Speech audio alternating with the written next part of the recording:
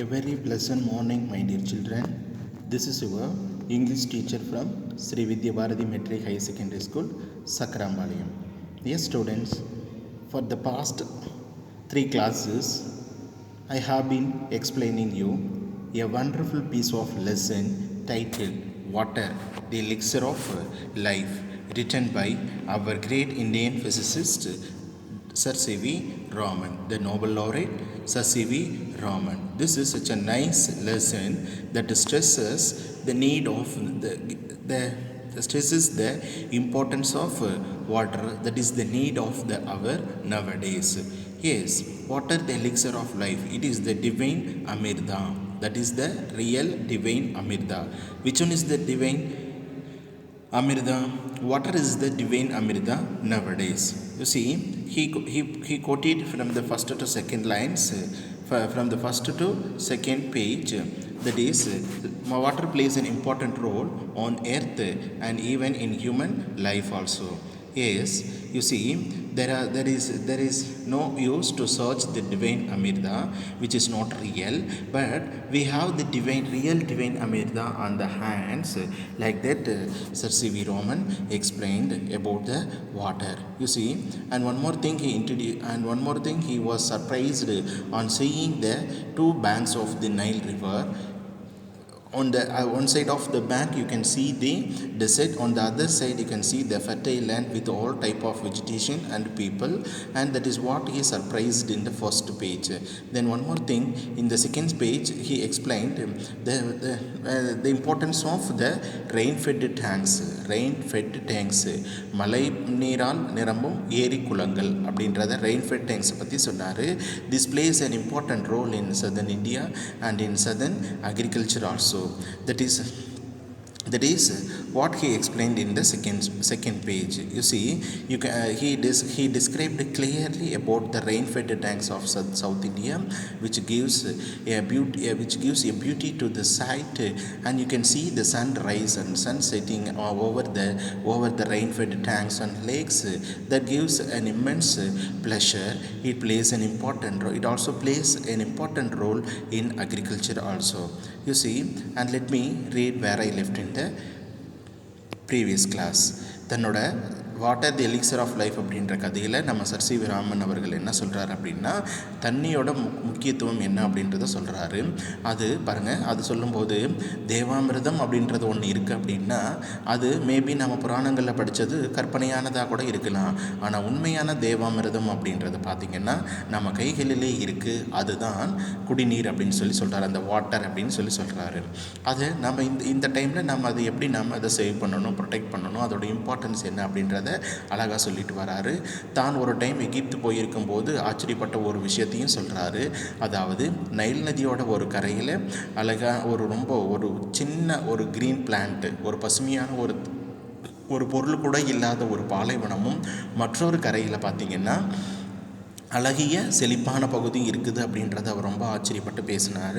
அடுத்தது நமது தென்னிந்தியாவுக்கே புகழ் சேர்க்கிற, நம்ம தென்னிந்தியாவுக்கே அழகு சேர்க்கிற அழகான அந்த மழை நீர் தேங்கக்கூடிய அந்த குளங்கள் பற்றியும் ஏரிகளை பற்றியும் கண்மாய்களை பற்றியும் அவர் சொன்னார்.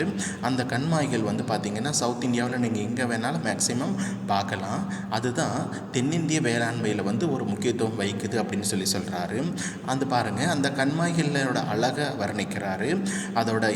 அதோட சூரியன் உதிப்பது மறைவது அந்த மாதிரி ஏரி குளங்களில் நின்று பார்க்கும்போது கண்ணுக்கு ரொம்ப அழகாக இருக்கும் அப்படின்னு அவர் சொல்லியிருக்காரு. மேக்ஸிமம் இந்த ரெயின் ஃபெட் டேங்க்ஸ், இந்த கண்மாய்கள் எல்லாம் எப்படி இருக்கும் அப்படின்னா நல்ல பியூர் வாட்டராக இருக்காது. ஏன்னா அது மழை நீரால் மழை பெய்து அந்த மழை நீர் அடித்து வரப்பட்டு சேர்ந்த அந்த குளங்கள் அப்படின்னு சொல்லும்போது அது எந்த வகையான மண்ணில் பெய்து வருதோ அந்த மண்ணோட கலருக்கு தான், அந்த சாயிலோட கலருக்கு தான் அந்த கண்மாய்கள் எல்லாம் இருக்கும் அப்படின்னு சொல்கிறாரு. இப்போ அதை பற்றி ரொம்ப டிஸ்கிரைப் பண்ணிட்டு இருக்கிறாரு. நம்ம மேலும் என்னன்றதை நம்ம பார்க்கலாம். One of the most remarkable facts about the water is its power to carry silt or finely divided soil in suspension. பாருங்கள், one of the most remarkable facts, ஒரு மறுக்க முடியாத ஒரு உண்மைன்னா என்ன அப்படின்னா, வாட்டரை பற்றி ஒரு உண்மை என்னன்னா, அந்த வாட்டருக்குன்னு ஒரு பவர் இருக்குது. என்ன power? To carry the silt. அது தான் பாய்ந்தோடுற பாதையில் இருக்கிற சில்ட்டு, மணல், சின்ன சின்ன பார்ட்டிகல்ஸ், மண் துகள்களையும் ஃபைன்லி டிவைடட் சாயில், நல்ல ஒரு அழகான மணல் போன்றவற்றையெல்லாம் சஸ்பென்ஷன் அப்படின்னா, சஸ்பென்ஷன் அப்படின்றது இங்கே என்ன சொல்லணும் அப்படின்னா, கம்ப்ளீட்டாக தண்ணிக்குள்ளே மூழ்காது, மேலேயும் மிதக்காது, தண்ணியோட ஒன்றா கலந்து வரும். அதுதான் சஸ்பென்ஷன் அப்படின்னு சொல்லுவோம். அப்போ தண்ணியோட பவரே இந்த மாதிரி சில்ட்டையும் மட்டையும் சாயிலையும் அதோட வேகத்துக்கு இந்த மாதிரி அது அடிச்சுட்டு வந்துடும் அப்படின்றது தான்.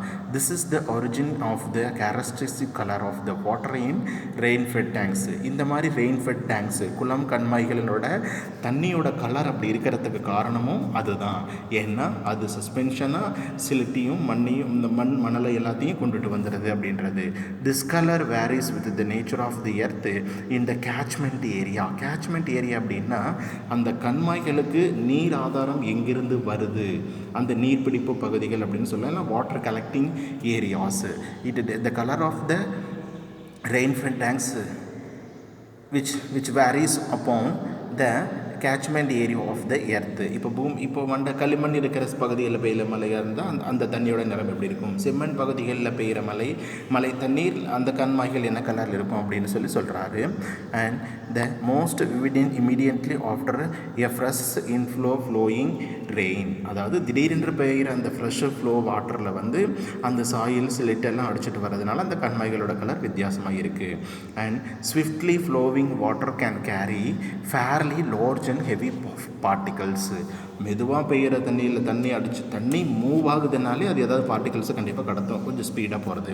Swiftly flowing means fast flowing water can carry fairly large and heavy particles.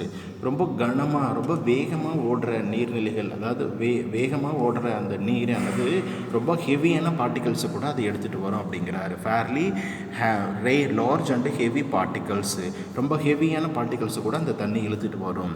The finest particles, அதில் அடிச்சுட்டு வர்ற அந்த பார்ட்டிகல்ஸ், சின்ன சின்ன துகள்களில் ரொம்ப சாஃப்டாக ஃபைனாக இருக்கிற அந்த துகள்கள், finest means small particles, however remain floating within the liquid in spite of their greater density and carried to the great distance. however remain floating, அந்த தண்ணியோட வேகத்துக்கு தகுந்த மாதிரி அந்த தண்ணியோடையே கலந்து மிதந்து வரும். even though the particles density is greater, அந்த பார்ட்டிகல்ஸோட டென்சிட்டி, அதோட அடர்த்தி, அதோட கவுண்டிங்ஸ் பார்த்திங்கன்னா நிறைய இருந்தாலும் கூட தண்ணி போகிற வேகத்தில் அதுவும் சேர்ந்து வந்துடும். And carried to a great distances, அந்த தண்ணி எவ்வளோ தூரம் வேகமாக போகுதோ அவ்வளோ தூரம் வரைக்கும் அந்த பார்ட்டிகல்ஸையும் இழுத்துக்கிட்டே போகும் அப்படின்னு சொல்லி நம்ம கேள்விப்படுறோம். Such particles are of course extremely small but their number is also great and incredibly large. அப்படியே அடித்து வரப்படுற அந்த பார்ட்டிகல்ஸ், சின்ன சின்ன மண் துகள்கள் எக்ஸ்ட்ரீம்லி ஸ்மால், பார்க்குறது குட்டி குட்டியாக தான் இருக்கும். But their number is also great, துகள்கள் சின்னதாக தான் இருக்கும், ஆனால் அது அதிக குவான்டிட்டியோடு அது தண்ணிக்குள்ளே மூவ் ஆகி வரும். And small but their number is also great and incredibly large, எக்கச்சக்கமான மண்ணை அதை அடிச்சுட்டு வந்துடும். சின்ன பார்ட்டிகல்ஸ் தான், ஆனால் குவான்டிட்டி அதிகமாக இருக்கும். And amounts of solid matter can be transported in this way. This is the way transported. What is mean by transported? Taken from one place to another. This finest soil and this finest silt, this is the way that were transported from one place to another. இப்படி தான் அந்த மண் துகள்களும் அந்த குட்டி குட்டியாக இருக்கிற அந்த பார்ட்டிகல்ஸும் அதிக குவான்டிட்டியில் தண்ணீரால் அடித்து வரப்படுது அப்படின்னு சொல்கிறோம். ஆமாம், நம்ம இப்போ மழை பெஞ்சதுன்னா ஒரு இடத்துல தண்ணி வேகமாக போச்சுன்னா அந்த இடத்துல இருக்கிற மண்ணெல்லாம் அது அரிச்சிட்டு போயிடும்னு நம்ம சொல்லுவோம்.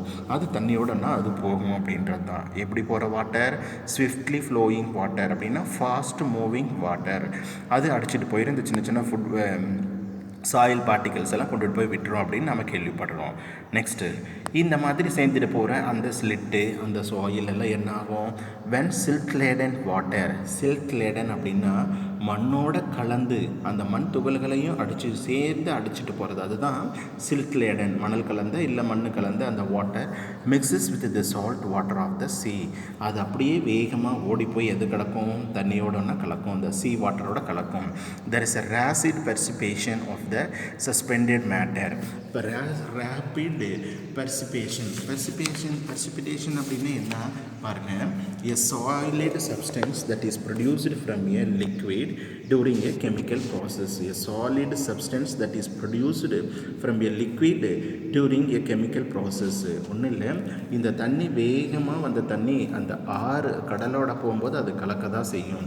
அந்த மாதிரி கலக்கிற அந்த டைமில் அந்த அடித்து வரப்பட்ட அந்த ஃபுட் அந்த சாயில் பார்ட்டிகல்ஸ் எல்லாம் என்ன ஆகும் அப்படின்னா அப்படியே மெல்ல தேங்க ஆரம்பிக்கும். கலக்கிறதுக்கு முன்னாடி நல்லா தேங்க ஆரம்பிக்கும். அதுதான் ஒரு கெமிக்கல் ப்ராசஸ் அப்படிங்கிற, அதுதான் பெர்சிபிடேஷன் அப்படின்றோம் of the suspended matter. Suspended மேட்டர்னால் அந்த தண்ணி கலக்கிற அந்த ஸ்டேஜில் அந்த பார்ட்டிகல்ஸ் எல்லாம் அப்படியே ஸ்டாக்னெண்ட் தங்க ஆரம்பிக்கும்.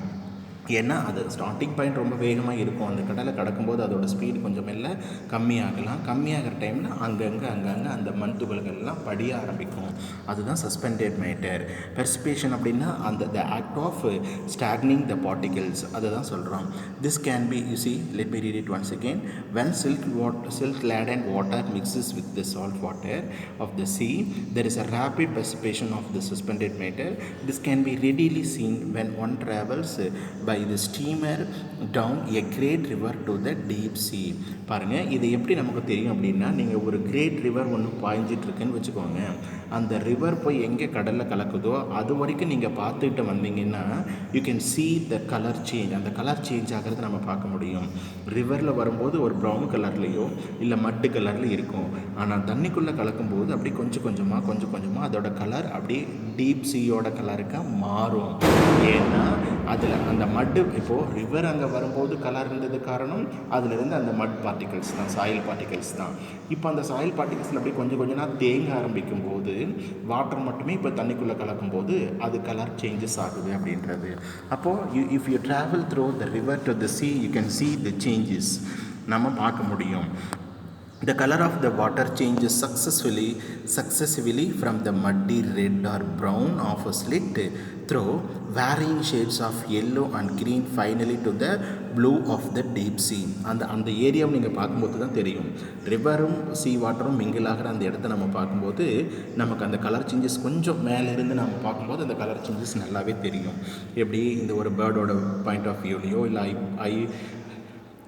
பேர்ட்ஸ் ஐயோட பாயிண்ட் ஆஃப் வியூலையோ அந்த சேட்டலைட் வியூவில் நம்ம பார்க்கும்போது அந்த கலர் சேஞ்சஸ் நமக்கு தெரியும் அப்படின்னு சொல்கிறாங்க. எப்படி சேஞ்சஸ் ஆக பாருங்கள். மட்டி ரெட் ஆர் ப்ரௌன், ரெட் கலர்லேயோ இல்லை ப்ரௌன் கலர்லேயோ அந்த சில்ட் கலரில் இருந்த அந்த மண் என்னாகுது, through varying shades of yellow அப்படியே கொஞ்சம் எல்லோவாக மாறும் அண்ட் க்ரீனாக மாறும். Finally to the blue of the deep sea, கடைசியாக அந்த கடல் தண்ணியோட அந்த ப்ளூ கலரில் அது மாறிடும் அப்படின்றது. The great tracts of land have been formed. இப்போது அந்த மண் துகள்கள் எல்லாம் படிஞ்ச இடம் இருக்குது இல்லைங்களா, படிஞ்ச இடம், அந்த ஸ்டாக்னெண்ட் ஆன இடம் இருக்கா இல்லையா, அந்த இடம் பாருங்கள். This great tracts of land have been formed by silt thus deposited is evident on an examination of the soil in alluvial areas. அந்த alluvial ஏரியாஸில் பார்த்திங்கன்னா இந்த மாதிரி மண்கள் அதை சேர்ந்த அந்த மண் துகள்கள்லாம் சேர்ந்த அந்த இடத்த நாம் அழகாக பார்க்க முடியும். அது அவ்வளோ அழகாக இருக்கும். அது ஒரு ரொம்ப முக்கியமான ஒரு விஷயம். ஏன்னு கேட்டால் சச் லேண்ட், அந்த மாதிரி வண்டல் மண் படிஞ்ச அந்த தண்ணியில் அடித்து வரப்பட்ட மண் துகள்கள்லாம் படிஞ்ச அந்த இடம் alluvial ஏரியாஸ் எல்லாம் பார்த்திங்கன்னா such land consisting as it does of finely divided matter, அது ஒரு அழகான ஏரியாவாக அது மாறும். இஸ் யூஸ்வலி வெரி ஃபர்டைல்னால் நக்லேட் பண்ணிக்கோங்க. ஃபெர்டைல் மீன்ஸ் ரொம்ப செழிப்பான மண்ணாக அது மாறும் அப்படின்றது. ஈவன் அந்த கண்மாயில் கூட நீங்கள் பார்த்தீங்கன்னா இந்த மழைநீரில் அடைக்கப்பட்ட அந்த மண் துகள்கள் அந்த கண்மாயில் போய் சேரும். அந்த கண்மாயில் அந்த மண்ணெல்லாம் ஸ்டாக்னேட் ஆகிரும், அப்படியே மண்ணுக்குள்ளே தங்கிரும் அப்படின்னு சொல்லுவோம். இப்போது தண்ணி இல்லாத சமயத்தில் அந்த கண்மாயை நம்ம தூர் வரும்போது அங்கே உள்ள எக்கச்சக்கமான அந்த மண் துகள்கள் படிஞ்ச துகள்களெல்லாம் படிஞ்சு மண்ணாக ஃபார்ம் ஆகிருந்திருக்கும். அதுதான் நம்ம alluvial ஏரியாஸ் அப்படின்னு சொல்கிறோம்.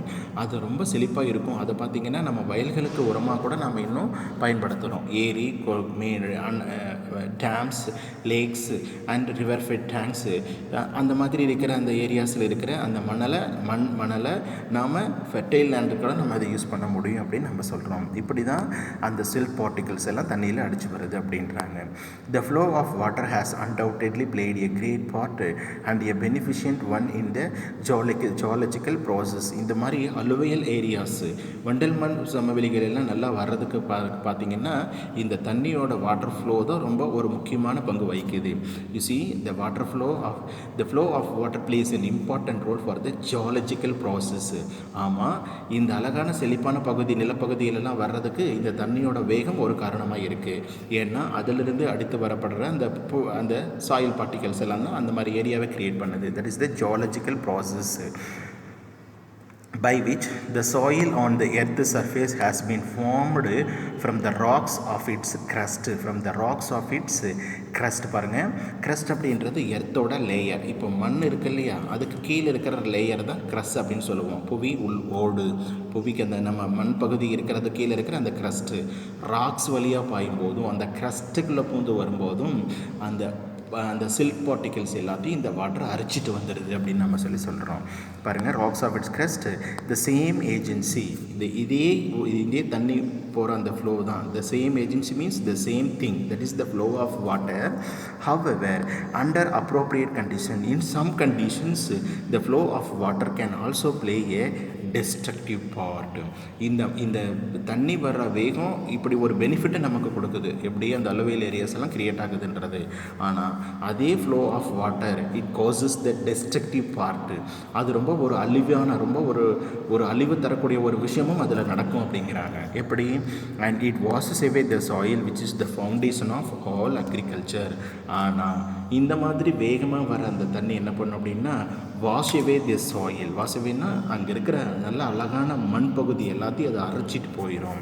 And if it allowed to proceed unchecked can have the most disastrous effect. ஆமாம், இப்போ நிலப்பகுதிக்குள்ளே வயல்வெளிகளுக்குள்ளே பூந்து அந்த தண்ணி போகும்போது அந்த வயல்களில் இருக்கிற அந்த அழகான மண்ணையும் அது என்ன பண்ணிடும், அடிச்சுட்டு போயிடும். அப்போது அக்ரிகல்ச்சருக்கு தேவையான அந்த ஃபெர்டைல் சாயில் அப்படின்றது அந்த இடத்துல இருக்காது போயிடும். இது இப்படியே போச்சு. இதை தான் நம்ம என்ன சொல்கிறோம் அப்படின்னா மண் அரிப்பு அப்படின்னு சொல்கிறோம். Soil erosion. The flow of water plays an important role in agricultural and geological process. It forms the areas, but the flow of water also causes a destructive part, which means the soil erosion. அக்ரிகல்ச்சருக்கு தேவையான அந்த அழகான மண் பகுதிகளை கூட அது கரைச்சி எடுத்துகிட்டு போயிடுது அப்படின்னு நம்ம கேள்விப்படுறோம். பாருங்கள், effect of the life and the country. The problem of soil erosion is one of the serious import in various countries. Maximum கண்ட்ரீஸில் ஒரு மெயின் ப்ராப்ளம் அப்படின்னா இந்த சாயில் எரோஷன் தான். And especially in many parts of India. நம்ம இந்தியாவில் இந்த soil erosion that plays an important role. That is the main issue. The conditions under which it occurs and the measures by it which can be checked are deserving of the closest study. The closest study means the recent research. What is the recent research is going on? We have to avoid and protect the soil erosion. The conditions under which it occurs. How is the soil erosion occurs and what are the measures? Measures means prevention activities. And what are the prevention activities we have to take while checking the soil erosion? That is the recent researches going on. இந்த மாதிரி மண் அரிப்பை தடுக்கிறதுக்கு எப்படியெல்லாம் அந்த மண் அரிப்பு ஏற்படுது, அதுக்கான காரணங்கள் என்ன, அதை எப்படி தடுக்கிறது அப்படின்றத ஒரு ரீசன்ட் ரிசர்ச் அதை பண்ணினா தான் நல்லது அப்படிங்கிறாரு. Soil erosion occurs in successive steps. எப்படி அந்த soil erosion successive means the following steps. How the soil erosion occurs? These are the following steps. என்னென்னா, the earliest of which may easily pass unnoticed. First ஒன்று என்ன அப்படின்னா இயர்லியஸ்ட்டாக நடந்தது, அது அன்னோட்டிஸ்டு, அது சரியாக தெரியல. என்னன்னா இந்த லேட்டர் ஸ்டேஜஸ். செகண்ட் ஸ்டேஜ் என்ன அப்படின்னா the cutting up and washing away of the earth. You note the important words, cutting up and washing away of the earth. தண்ணி போகிற வேகம் என்ன பண்ணும் அப்படின்னா லேண்டை எர்த்தையே அது கட் பண்ணிட்டு போகும், சாயிலை பிரேக் பண்ணிட்டு போகும். And washing away the earth, அந்த கட் பண்ணிட்டு போகும்போது அங்கே ஒரு பள்ளம், அந்த பள்ளத்தில் இருக்கிற மண் மொத்தத்தையும் அடிச்சுட்டு அடிச்சுட்டு போயிடும். அப்போது எர்த்தை கட் பண்ணிட்டு போகும், எர்த்தில் இருக்கிற சாயில் எல்லாம் வாஷ் அவே பண்ணிடும். Is only true painful apparent in the formation of deep gullies. இப்படி எர்த்தை இப்போ இது மாதிரி பூமியை பிளந்துக்கிட்டு போகிற அந்த தண்ணீர் என்ன பண்ணும் அப்படின்னா, it make the formation of it causes the formation of deep gullies. Gullies அப்படின்றது நல்ல ஒரு டீப் டிச், நல்ல ஆழமான ஒரு பள்ளம், பெரிய பள்ளத்தை கூட ஏற்படுத்திட்டு போயிடும். அண்ட் ராவின்ஸு, கல்லீஸ் அப்படின்றது நம்ம பள்ளம் அப்படின்னு சொன்னோன்னா அதை விட கொஞ்சம் பெருசு தான் ராவின்ஸஸ் அப்படிங்கிறது. You see, gullies means deep ditch, ravines mean larger than gullies and which make all agriculture impossible. அப்படி திடீர்னு ஏற்படுற அந்த பள்ளத்தினாலையும் இந்த கல்லீஸாலையும் ராவின்ஸஸாலையும் அந்த இடத்துல நம்மளால் அக்ரிகல்ச்சர் பண்ண முடியாது.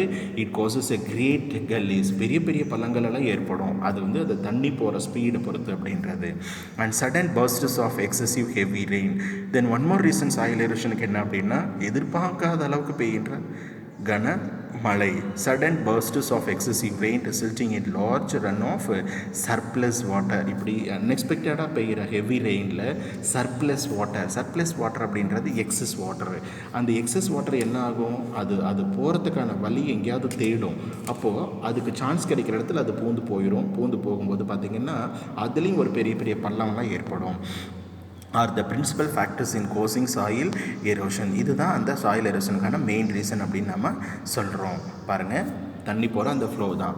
Contributory causes are the slope of the land, removal of the natural protective coat of vegetation and the extents of ruts along which that water can flow with rapidly gathering momentum. பாருங்கள், என்னென்ன reason அப்படின்னா, contributory causes main reason என்ன அப்படின்னா, slope of the land ரொம்ப ஸ்லோப்பாக இருந்ததுன்னா அதில் தண்ணி போகும்போது அந்த மண்ணை ஈஸியாக அரைச்சிட்டு போயிடும்.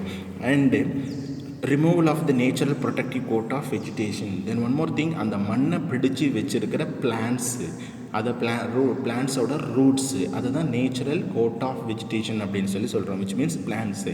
அந்த பிளான்ட்ஸ் எல்லாம் நம்ம கட் பண்ணி வெட்டி போடுறதுனால அந்த சாயில், அந்த இடத்துல இருக்கிற சாயில் ஈஸியாக அடிச்சுட்டு போயிடுது. தி எக்ஸிஸ்டன்ஸ் ஆஃப் ரட்ஸ் அப்படின்றது பெரிய ஓப்பனிங், அந்த தண்ணி போகிறதுனால அந்த இடத்துல தான் பெரிய ஓப்பனிங் வருது அப்படின்றது. நல்லா பாருங்கள், ஸ்லோப்பான ஏரியா ஒரு ரீசன். அந்த இடத்துல எந்த ஒரு ட்ரீஸும் இல்லை அப்படின்னா சாயிலை பிடிச்சி வைக்க முடியாது, அதனால் அதையும் சேர்த்து அடிச்சுட்டு போயிடும். பெரிய பள்ளம் வரும். Ruts along with water can flow with rapidly gathering momentum. அந்த இடத்துல தான் தண்ணி ரொம்ப ஸ்பீடாக போகும், இருக்கிறது எல்லாத்தையும் அடிச்சுட்டு போகும். And the absence of any checks of such flow. அந்த மாதிரி இருக்கிற இடத்துல செக்ஸ் அப்படின்னா ஸ்லோப்பாக இருக்கிற இடத்துலையும் வெஜிடேஷன் இல்லாத இடத்துலையும் மண் அரிப்பு ஏற்படாமல் நாம் எதுவும் ஸ்டாப்பிங் எதுவும் நம்ம வைக்கிறது கிடையாது. அது இல்லாததுனால வாட்டர் ரொம்ப ரேப்பிடாக ஃப்ளோ ஆகுது, சாயில் எரோஷன் வருது. Incredibly large quantities of precious soil can be washed away. இந்த மாதிரி தான் ரொம்ப இம்பார்ட்டண்டான இந்த சாயில் எல்லாமே, ரொம்ப வேல்யூபிளான சாயில் எல்லாம் இப்படி தான் அடிச்சுட்டு போகுது. as too often the case, this is the main issue nowadays அப்படின்னு சொல்லி முடிக்கிறாரு. In this class I have explained how the color of the rain-fed tanks on the rivers changed while they were mingling towards the deep sea. And one more thing, what are all the and how the alluvial areas are formed with the flow of water, and what are all the destructive parts that can be caused by the fast flow of water, that is the soil erosion.